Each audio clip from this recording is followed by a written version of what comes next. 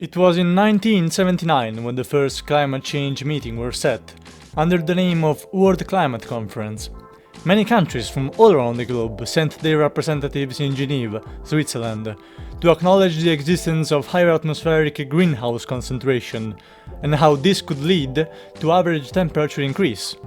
It's important to remember that, in those days, the idea of human interference with the natural gears of this planet was mainly a theoretical possibility. From a political perspective, the issue was surrounded by large uncertainties, and it wasn't backed by enough scientific evidence. During the 1980s, climate models were further improved, and the awareness of global warming raised among politicians and the public opinion. So that in 1988, the United Nations established the Environment Programme, an intergovernmental panel to bundle scientific knowledge on climate change.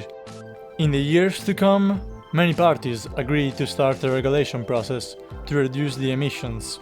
This led to the adoption of the Kyoto Protocol in 1997. Climate change, with its potential to impact every corner of the world, is an issue that must be addressed by the world. The Kyoto Protocol was fatally flawed in fundamental ways. But the process used to bring nations together to discuss our joint response to climate change is an important one. Nevertheless, governments struggled to accept the principle of common but differentiated responsibilities, and some countries, like the United States and Canada, withdrew from the agreement, respectively in 2001 and 2011. Many also decided not to take part at all, like China, India, Mexico, and Brazil. For some, the Kyoto Protocol seemed nonsense. Foundation joins me now live in London. So Canada withdrew from the treaty, saying it's meaningless without the involvement of the world's two worst polluters, China and the US. We spoke about that 2 years ago, but still many governments, many countries, many people are taking this issue seriously, Piers. And that's 2 years on from that. Well, it's delusional nonsense, and it's founded on fraud. And these people will be called to account eventually. To us, the nonsense was the non-participation. Even if India actually signed the Kyoto contract in 2002, the fact that some decided to withdraw because others would not be in was just an excuse. Not many governments had the courage to set limits on industrial effects on the planet. Probably they were scared of losing political support from those same parties. This way, they sacrificed the right condition of new generations for appeasement and re-election. But the responsibility of politicians in the degeneration of the global state of being is not the only topic of this video. We also want to discuss how fast the world climate system is collapsing. Humanity has the peculiar habit to send their problems away from the period in which we are living to a relative time in the future. Take for example the article of the meteorologist John Sawyer. In 1972, he wrote about the average change in temperature, predicting that we are going to maybe see something at the end of the century, so basically 30 years later. If we instead look at the work of John Holdren, used by other scientists, in 1974, we can read how the change in the climate is the less immediate threat, even if inexorable. And if we survive the other world issues, we might feel the effect of a worse temperature in 2100.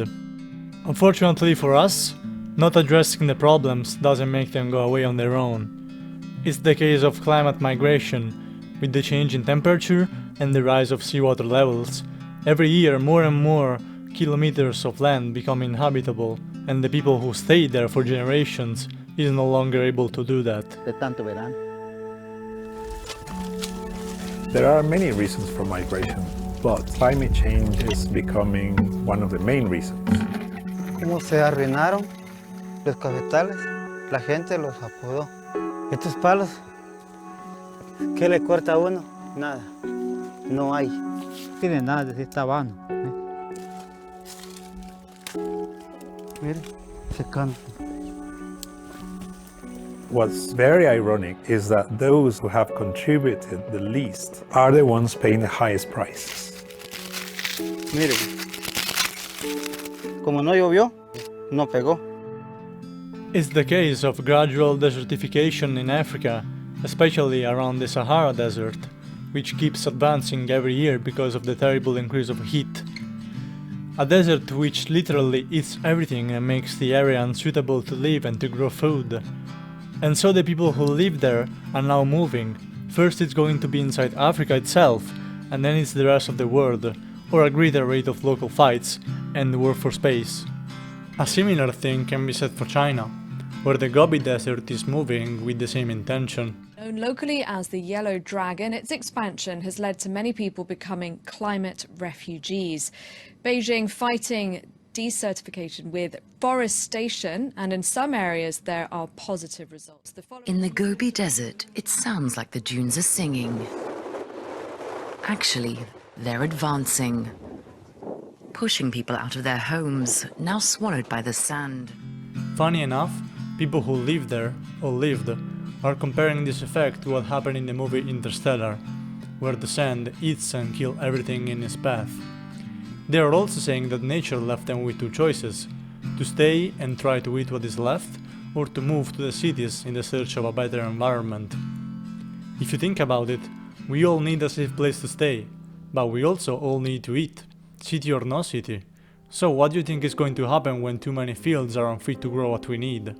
And then there is India and Bangladesh and the Gulf of Calcutta, where seawater has flowed into the coast since 2017, affecting 31 million people and making the rice plantation basically wasted. All of these areas that we are talking about give food and shelter to entire populations, and they will be forced to move to survive, now and even more if the actual situation doesn't stop. But we know what you are thinking. Yes, it's bad, but this is never going to happen to me. First of all, those people are like you. They are humans like you. In a way, they are like your brothers and sisters, and they deserve to be helped, like you would. Second of all, it is happening to you. Or maybe not actually you, but to a country where everybody believes that they are not really part of the world. They don't affect it, and they are certainly not affected by it. The United States of America. Except they are wrong, very wrong. The Midwest area of the US has been experiencing major floods since March of 2019. This very year, the destruction has hit Illinois, Missouri, Iowa, and Nebraska within 5 months. Local forces have estimated a loss of at least $1.6 billion. So despite what some very reliable individuals are saying, climate change is a thing, and it's happening now and to all of us. We are all affected, and if not now, we will be eventually. So let's slow down a second now and think. We haven't made this video to criticize or to give up and say, is this government fault or this one? We want to send a message. We can still save this world, but we'll need the help of everybody to do that. We as the people have to change if we seek to survive, and politics have to change too. If politics does not invest in renewable energy, if the heavy industry is not regulated, and if the world's economy keeps pushing the boundaries of land usage and the slaving of society, the destruction of our beautiful and only home will never end. We'll start to fight against each other. We'll have to fight for food and space. But right now, we don't need to. We need to break this society and build up a new one, a more equal one and generous one. A society in peace. A society where we can all live together.